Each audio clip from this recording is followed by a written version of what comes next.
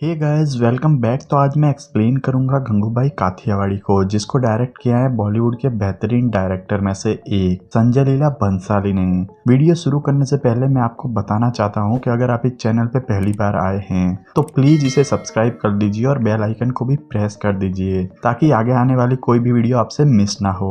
तो कहानी शुरू होती है और हम देखते हैं रश्मि बाई को, जो कि कमाटीपुरा में एक कोठा चलाती हैं और कुछ औरतों के साथ मिलकर एक छोटी बच्ची को जबरदस्ती रेडी कर रही हैं।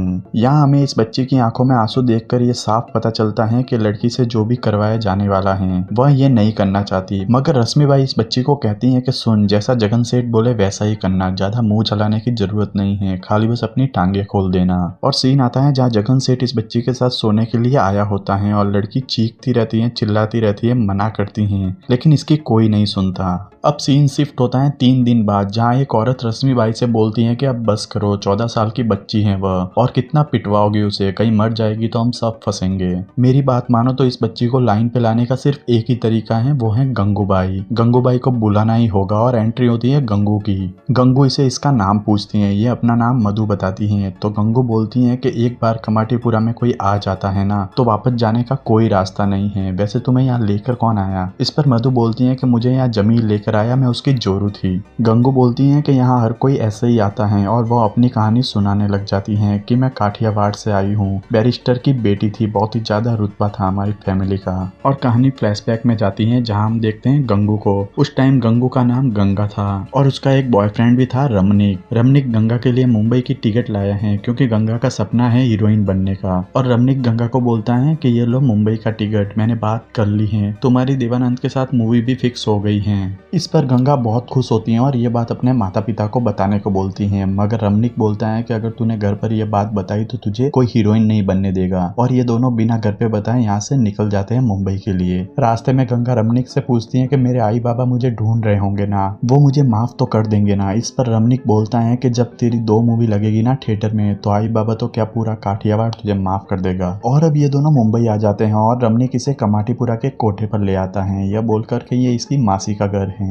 गंगा यहाँ सारी लड़कियों को सोता देखकर उनके कपड़े देखकर नर्वस हो जाती है। वह बोलती है कि मुझे अच्छा नहीं लग रहा है, मुझे इस जगह पर नहीं रहना है, यहाँ से चलो। तो रमनिक बोलता है कि मासी रात भर सबको एक्टिंग सिखाती है, इसलिए सब दिन में सो रहे हैं और तुम बिना हीरोइन बने घर जाओगी, आई बाबा को क्या कहोगी। इस पर गंगा मान जाती है और वहाँ बैठ जाती है। गंगा जब अंदर जाती है तो एक औरत को देखती है जिसका नाम होता है शीला। वह बोलती है कि मैं रमनिक की मासी हूँ और तुम्हारी भी मासी हूँ, और फिर वो गंगा को एक कमरे में बंद कर देती है। अब सीन 2 दिन बाद शिफ्ट होता है जहाँ शीला गंगा को बोलती है कि तेरा चाहने वाला तुझे 1000 रुपए में बेच के गया है और यह शीला का कोठा है, यह सब कुछ मेरी मर्जी से होता है। अगर तू 2 दिन में धंधे पर बैठी तो ठीक, नहीं तो लोग जबरदस्ती करने के भी पैसे देके जाते हैं। अब गंगा बेचारी अकेली क्या करती, उसको थक हार के धंधे पर बैठना ही पड़ता है। और यहाँ गंगा का पहला कस्टमर भी आता है जो कि इससे बहुत ज्यादा खुश होता है और उसको 20% एक्स्ट्रा पैसे देकर भी जाता है। तो गंगा सीमा मासी से बोलती है कि सेठ ने मुझे नया नाम भी दिया है गंगू, और साथ में यह भी बोला है कि मैं एक दिन कमाटीपुरा पर राज करूंगी। इतना बोल के गंगू अपनी पहली कमाई को जला देती है और बोलती है कि इन पैसों के साथ साथ पुरानी गंगा भी जल गई। अब सीन शिफ्ट होता है और गंगू को यहाँ पूरा 1 साल हो गया है और गंगू के दिमाग में अभी भी सेठ की बात घूमती रहती है कि एक दिन वह इस कमाटीपुरा पे राज करेगी। गंगू खूबसूरत भी इतनी होती है, हर कोई उसका दीवाना होता है और उसी की वजह से इनके पास बहुत सारे कस्टमर भी आते हैं। लीला मासी आकर सारी लड़कियों को बोलती है कि चलो धंधे का टाइम हो गया है, मगर गंगू बोलती है कि आज धंधा नहीं होगा, 1 हफ्ते में हमको भी एक छुट्टी चाहिए और आज हम सारी लड़कियां मूवी देखने जाएगी। और गंगू सारी लड़कियों को मूवी देखने लेकर जाती है और शीला कुछ नहीं कर पाती।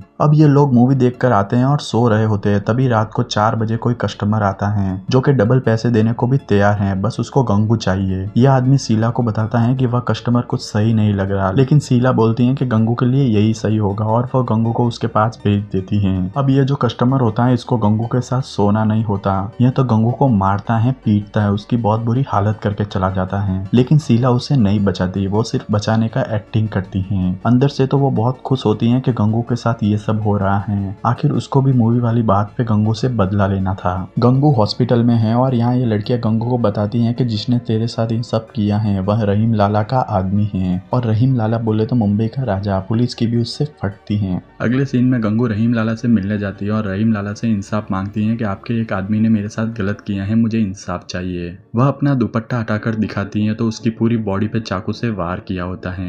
करीम लाला का भी ये देख के दिल दहल जाता है। इस पर करीम लाला बोलता है कि मैं अपने एक आदमी को तुम्हारे कोठे के बाहर खड़ा रखूंगा और अगर वह वापस आए तो तुम उसे इत्तला कर देना, बाकी हम देख लेंगे। और गंगू को कुछ पैसे भी देने को बोलता है, पर गंगू कहती है कि पैसे नहीं चाहिए मुझे बस इंसाफ चाहिए। तो लाला बोलता है कि भाई समझ कर रख लेना। और यही टाइम होता है जब लाला गंगू को अपनी बहन बनाता है। फिर कुछ दिनों बाद पठान फिर से आता है कोठे पे। शीला गंगू को बोलती है कि पठान आया है और गंगू बोलती है कि इस बार उससे 4 गुना पैसे मांगना, और वह देने को भी रेडी हो जाता है। कोठे की सारी लड़कियां गंगू को पठान के पास जाने से मना करती हैं, पर गंगू बोलती है कि तुम बाहर खड़े लाला के आदमी को खबर दो, और गंगू पठान के पास चली जाती हैं। वो उसे फिर से पीटने लगता है, लेकिन तब तक वहाँ लाला आ जाता है और पठान को बहुत ही ज्यादा पीटता है। नेक्स्ट सीन में हमें ये दोनों दिखते हैं, जहाँ शीला बोलती है कि गंगू को तो जब से लाला ने बहन बनाया है तब से वो अपनी मनमानी करती हैं। मेरा शायद अब टाइम आ चुका है, और उसी रात इसकी मौत भी हो जाती है। अब शीला की मौत के बाद पुलिस वाले भी इनसे बहुत ज्यादा हफ्ता लेने लगे हैं। तो गंगू पुलिस वालों को बुलाकर इनसे बात करती है और बोलती है कि तुम हमारी कमाई का 40% तो खुद ही ले जाते हो। इस पे पुलिस वाला बोलता है कि मैं कुछ नहीं कर सकता, बड़ा अफसर आया है, हमें उसके ऑर्डर मानने पड़ते हैं। तो गंगू बोलती है कि रहीम भाई कब आ रहे हैं, और रहीम लाला का नाम सुन के पुलिस वाला डर जाता है। इसके सामने घुटने पे बैठ जाता है और बोलता है कि हम कुछ ना कुछ कर लेंगे, और वैसे भी अब तो यह कोठा आप ही चलाने वाली हो। आगे कोठे की सारी औरतें गंगू को एक सफेद साड़ी गिफ्ट करती हैं और बोलती हैं कि आज से तू धंधे पे नहीं बैठेगी, तू हमारी घरवाली बनेगी। घरवाली मतलब ये होता है कि आज से तू सारा काम संभालेगी,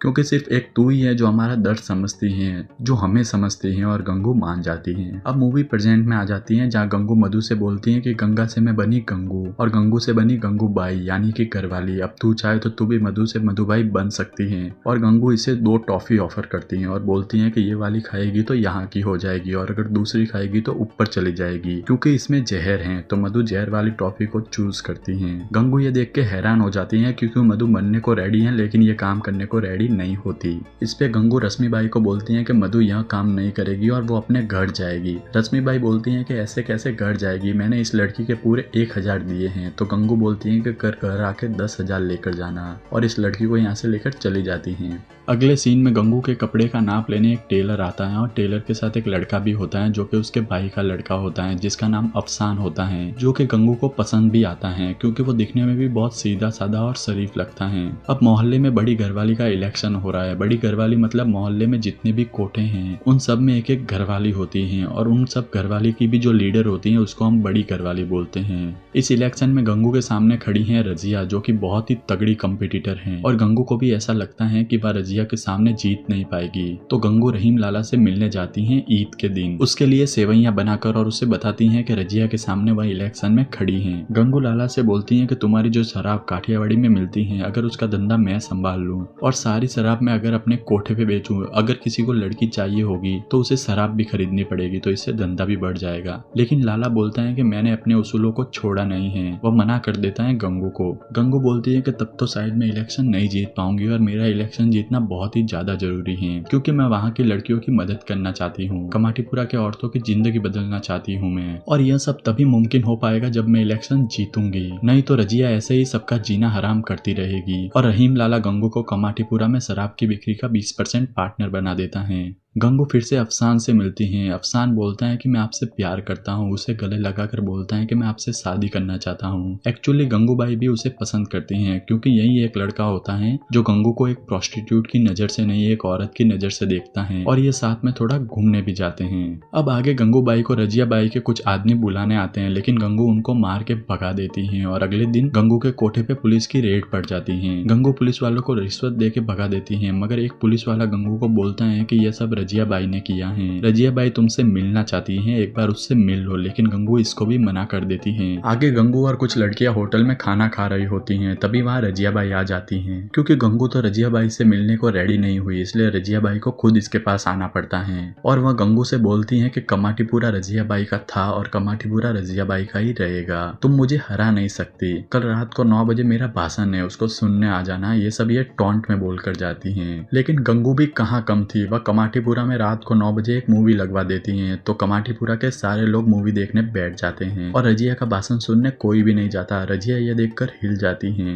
तभी वहाँ गंगू आती हैं और बोलती हैं कि क्या हुआ, तू तो आज भाषण देने वाली थी ना, कोई नहीं आया क्या सुनने के लिए? चलो मैं आई हूँ ना, मुझे ही भाषण सुना दे। इस पे रजिया बोलती हैं कि रजिया को हराना नामुमकिन है, अब तू जंग के लिए तैयार हो जा। आगे गंगू के कोठे पे एक 15 साल की बच्ची होती है रोशनी, जो कि यहाँ काम कर रही एक औरत की बेटी होती है और वो इसे छुपा के रखती है एक पिंजरे में, क्योंकि कोई मर्द अगर इसे यहाँ देख लेगा तो वो इसे नोच खाएगा। तो गंगू बोलती है कि रोशनी इस धंधे में नहीं आएगी, इसकी तो हम शादी करवाएंगे, लेकिन कमाटीपुरा में कोई भी बारात लेकर नहीं आना चाहता। इस पर गंगूबाई इसका रिश्ता अफसान के घर लेकर जाती है, क्योंकि गंगू को पता है कि अफसान एक शरीफ लड़का है और गंगू रोशनी के लिए अपना प्यार भी कुर्बान करने को रेडी है। और वह अफसान के घर वालों को 20 तोला सोना, 50,000 नगद और कुछ मिठाई भी देती है। इस पे अफसान बोलता है कि तुम इसे बेच रही हो या मुझे खरीद रही हो, और इसके घर वाले भी बोलते हैं कि कोठे वाले हमारे घर की बहू कैसे बन सकती है। तो गंगू बोलती है कि सही कहा, एक कोठे वाली आपके घर की बहू नहीं बन सकती। यहाँ ये खुद का एग्जाम्पल देकर बोल रही हैं और बोलती हैं कि रोशनी तो 15 साल की है और बेदाग है,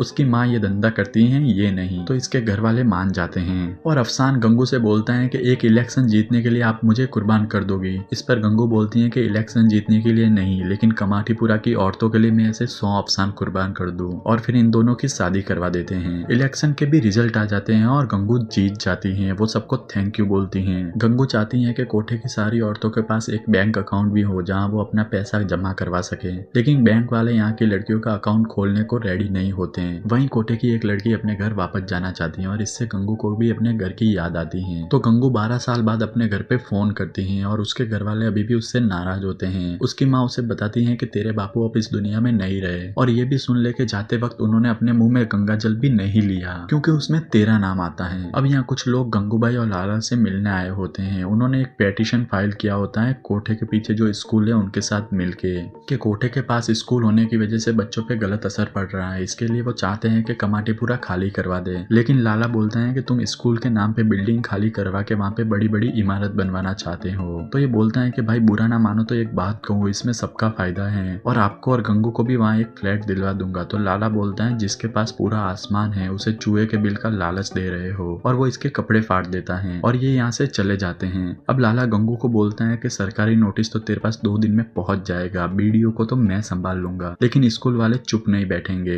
कोर्ट कचहरी तक भी घसीट सकते हैं। तुझे ये जंग लड़नी होगी, ये 4000 औरतों की जिंदगी का सवाल है। अगर तू हारी तो एक बार नहीं 4000 बार हारेगी, तुझे ये लड़ाई किसी भी हालत में जीतनी है। इस बात को 5 महीने हो जाते हैं और अभी तक स्कूल के लोग कमाटीपुरा में रैली निकाल रहे हैं कि कमाटीपुरा खाली करो और यह सब काम बंद करो। इस पर गंगा जाती है स्कूल में और बोलती है कि तुम्हारा स्कूल 40 साल से है, लेकिन ये धंधा कमाटीपुरा में 100 साल से चल रहा है। तुमने स्कूल बनाते वक्त ये नहीं सोचा कि हम स्कूल कहाँ बना रहे हैं। और गंगू यहाँ अपने साथ कोठे की औरतों के कुछ बच्चों को भी लेकर आती है जिनका वो चाहती है कि यहाँ एडमिशन हो, लेकिन प्रिंसिपल इनका एडमिशन करने से मना कर देता है। यहाँ पे एक जर्नलिस्ट भी बैठा होता है। गंगूबाई बोलती है कि तुम इनको एडमिशन क्यों नहीं दे सकते, अगर ये पढ़ लिख के कुछ बन जाते हैं तो इनकी लाइफ चेंज हो जाएगी। चलो अपना एडमिशन फॉर्म निकालो और फॉर्म भरो और लिखो माँ का नाम गंगूबाई। इस पर प्रिंसिपल बोलता है कि और बाप का नाम क्या लिखें? तो गंगूबाई बोलती है कि चलो लिखो बाप का नाम देवानंद। इतना बोल के गंगू वहां से चली जाती हैं। जो जर्नलिस्ट होता है वो ये सब देखता है और वो गंगू की बातों से इम्प्रेस हो जाता है और उसके कोठे पे जाता है। वहाँ वो गंगू की फोटो लेने लगता है, उसका इंटरव्यू लेता है, लेकिन तभी वहाँ कुछ बच्चे आते हैं जिनका एडमिशन गंगू ने स्कूल में करवाया होता है।